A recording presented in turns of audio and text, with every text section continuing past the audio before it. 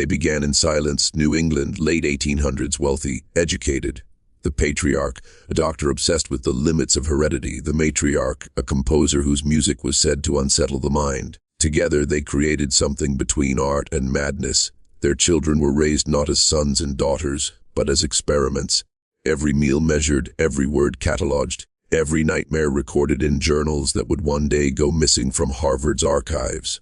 Neighbors said the family's estate glowed at night, not with light but with sound, low vibrations that came from beneath the earth, from the cellar where no one but the father went. Some said it was music. Others said it was the sound of something trying to speak through the walls.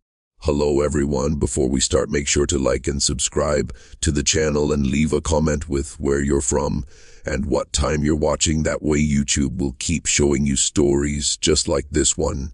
When the first child died, the coroner's report was sealed. When the second vanished, the mother stopped composing. When the last remaining hair was institutionalized in 1932, every trace of their work disappeared overnight, yet fragments remain. Papers scattered across forgotten medical collections, letters tucked in private libraries, and one strange recording labeled only with the family's crest, a serpent biting its own tail. For decades, scientists have argued over what exactly this family discovered, something to do with inheritance, sound frequencies, and the human nervous system. But those who've studied the remaining evidence all describe the same sensation: nausea, dread, and an inexplicable feeling that the family's work isn't over. Some say their bloodline didn't die, that descendants still walk among us, drawn to sound, to patterns, to things that shouldn't make sense but do. And sometimes, when you hear that low hum in an empty room, you wonder if it's just the house settling or something remembering. The last verifiable descendant was a man named Elias. He lived alone on the outskirts of Massachusetts, in a house that once belonged to his grandfather, the doctor. Locals said he was quiet, polite, and strange in a way that was hard to define. His garden was perfect, symmetrical to the inch. He never went into town except on Thursdays, and when he did, he always carried a small black box, humming faintly even when closed. After his death in 1964, the state cleared out the property. What they found inside was unsettling. Hundreds of notebooks, each page covered in tight, disciplined handwriting, and diagrams that looked less like anatomy and more like maps of the human soul. Some pages described resonant frequencies of blood. Others cross-sections of the brain annotated in musical notation. It was as if Elias was trying to tune the body itself. Investigators reported that certain rooms felt wrong. Compasses failed to point north. Tape recorders captured faint breathing when no one was there. One man, a sheriff's deputy, reportedly collapsed after spending more than an hour in the basement. He later told a nurse that the walls were singing. 2 weeks later, he took his own life. The notebooks were confiscated by the state and distributed between several institutions for study. Most of them vanished within a decade, but one survived. A single ledger discovered in a university's archive, mislabeled as property records. Inside were sketches of children, malformed and numbered instead of named. Beside one sketch, Elias had written, "They don't remember, but the sound does." The deeper scholars dug, the more the family's research blurred the lines between medical science and something else entirely. It wasn't alchemy, not exactly, but it carried that same obsessive hunger to control what should not be controlled, to reach beyond the flesh, to touch whatever lies on the other side of human limitation. No one knows what was in that black box Elias carried, but witnesses claim after his death, the house itself emitted a faint tone for 3 nights straight, a pitch so low you could feel it in your teeth. Then silence, total, suffocating silence, as if whatever lived beneath that home had finally been called home. The ledger led researchers back to the beginning, to the father, Dr. Alaric Harlow. In medical journals from the 1890s, his name appeared beside the early pioneers of neurology and genetics. But in the margins of those same journals were notations in another hand, later identified as his wife's. She wrote only one line again and again: "He's listening where he shouldn't." Harlow's colleagues described him as brilliant but volatile. He believed that heredity was not just chemical or biological, but vibrational, that memory, instinct, and trauma could be transmitted through frequency encoded in blood. He once presented a paper proposing that the human nervous system could resonate with external stimuli to unlock ancestral memories. It was dismissed as pseudoscience, but those who heard the demonstration reported something strange. A few fainted, one vomited blood. Shortly after, the paper vanished, and so did 3 of his test subjects. Rumors spread that Harlow continued his work in secret, using his own children as instruments. His notes referred to them not by name, but as C1, C2, and C3. The youngest, C3, was said to be able to reproduce melodies she had never heard before, ancient hymns in languages no one could identify. He called it ancestral recall. His wife called it possession. When the mother stopped composing, neighbors thought it was grief. But in her final years, before her disappearance, she was heard muttering to herself at night, softly humming the same 3-note sequence over and over again. Those who recorded it later found that the frequency matched the background hum in Elias's black box.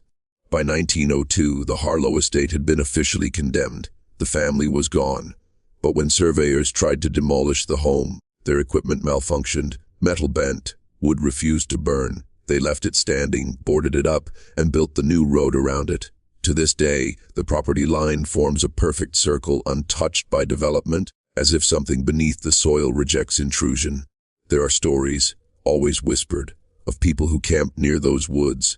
They describe hearing that same 3-note pattern just before dawn, vibrating through the ground. Some say it isn't sound at all, but memory itself, echoing from a family that found a way to never be forgotten. The strangest part of this story isn't the experiments, it's what happened after the family vanished, how traces of their work kept reappearing like echoes refusing to fade. During the Cold War, fragments of Dr. Harlow's research were found in a government-funded study on neurological resonance. Officially, it was about acoustic therapy. Unofficially, it was something else entirely. Declassified memos describe subjects exposed to low-frequency tones reporting vivid hallucinations, memories that weren't their own.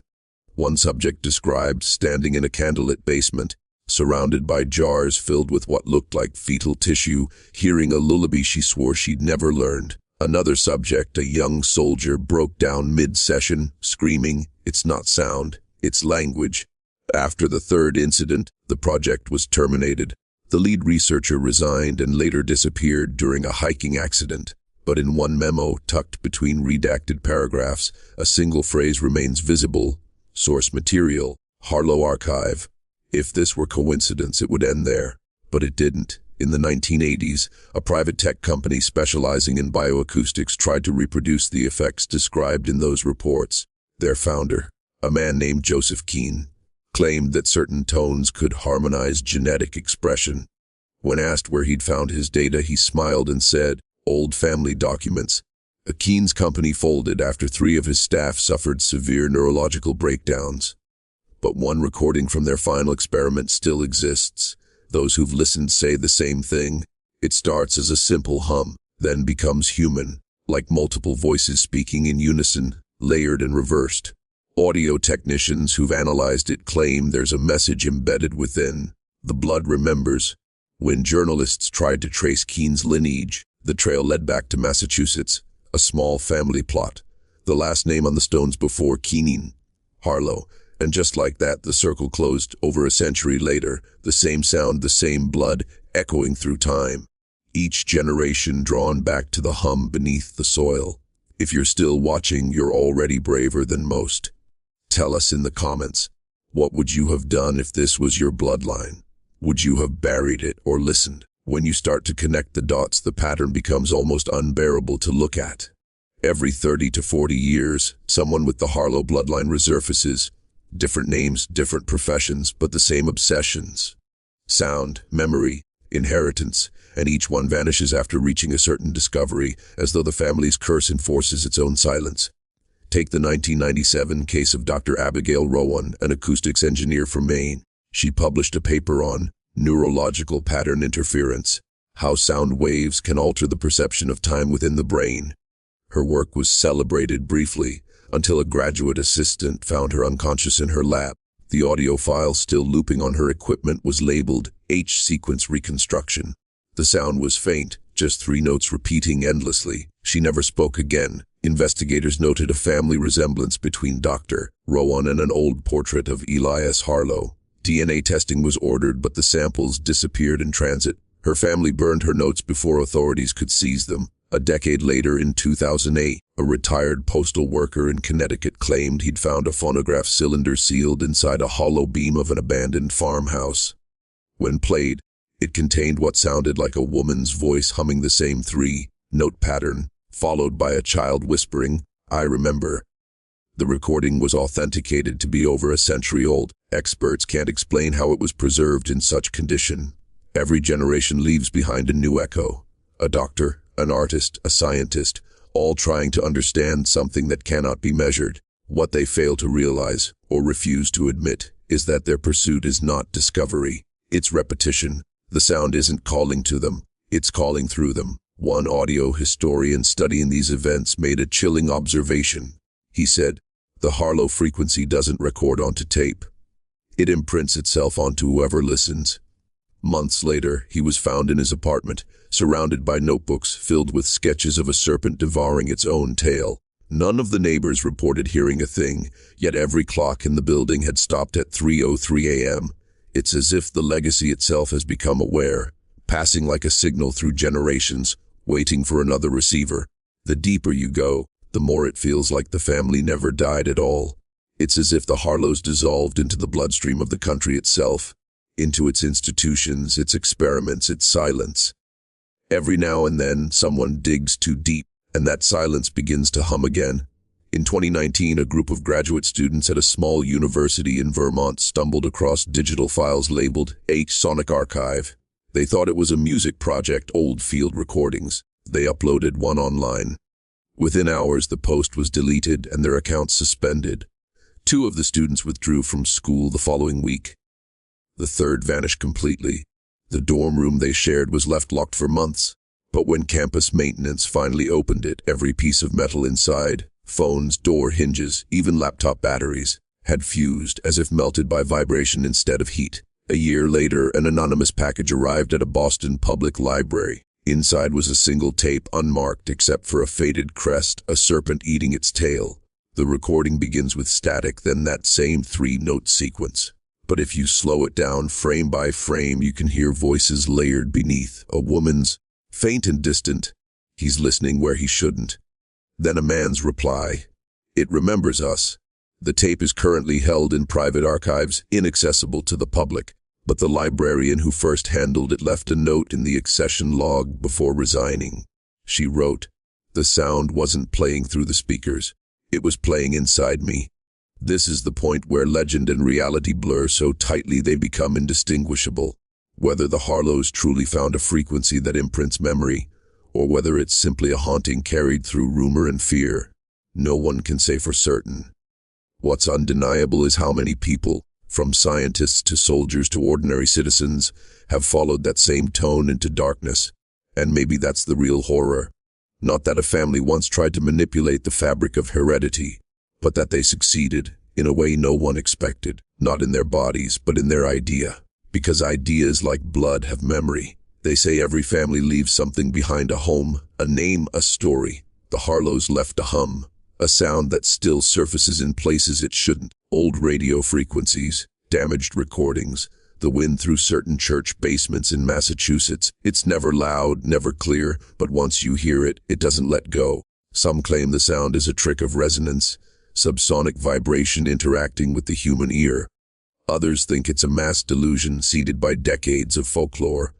But there are those who believe it's something far older, that what the Harlows discovered wasn't new at all, but ancient, a frequency that threads through the earth itself, a tone that calls to memory, not in the mind, but in the marrow. There are strange reports still appearing every few years. Workers who go deaf after construction near old Harlow property lines, children who hum 3 notes in their sleep, historians who vanish after researching resonant inheritance. None of it provable, yet none of it fading. Every attempt to bury the story only feeds it. Every silence becomes another verse in its song. Maybe the Harlows were just a symptom. Maybe every generation has a few who can't resist the pull of forbidden curiosity, the desire to uncover what memory truly is. Because memory isn't safe. It's not a collection of moments. It's a living thing, rewriting itself, whispering through time. And if that's true, Then the family that time forgot never truly ended.